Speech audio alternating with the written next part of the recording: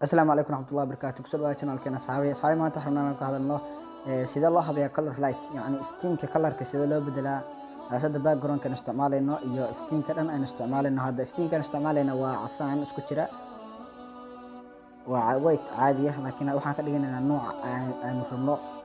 haddaba si aan u dhuuqno marka hore waxaan tegaynaa settingka meel kasta aad ka tagi kartaa appka aad ka geli kartaa ama aad ka geli kartaa inaad soo rogto screenka.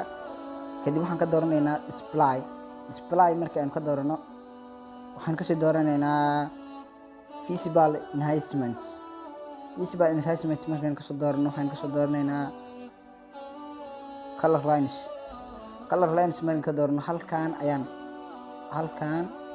ayaan on dhahaynaa. hadda off way on baynu dhahaynaa. on marka dhahays automatically waa isbedelay colorka uu lahaa mobilku. awal sidaan uu hayaa white ayuu ahaa, hadda wuxuu noqday buluuga nooca rabta ayaa ka dhigaysa doonta buluug khafiif aan la arkin, indhahaaga aad ugu fiican yahay xilliga habeenkii ah. noocan waad ka dhigan kartaa isho green baa ka dhigan kartaa, red baa ka dhigan kartaa, orange baad ka dhigan kartaa, iyo zest-ka aad geysan kartaa, opacity-ga aad geysan kartid. waa kaasa yellow-ga dad u baahan tahay, waa kaasa ashowga buluuga.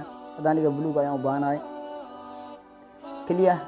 markaan buluuga geysto oo noocan raba aan ka dhigto kaliya waxaan leeyahay halkaan ayaa ku dhufanaya, waa ka laabanaya automatically asaga noqday. waad kuma soo taabay qiimo badan ku bixi daawashada muuqaalkan. fadlan haddii aad leedahay saaxiib gaar ah oo la jeceshahay inuu barto habka uu la color light-kiisa u yeelan lahaa indhihiisana caafimaadkiisa uga taxadari lahaa ugu yar qaybto sayfaalooyinka una share garay muuqaalkan haddii aad awoodo walaal. Thank you.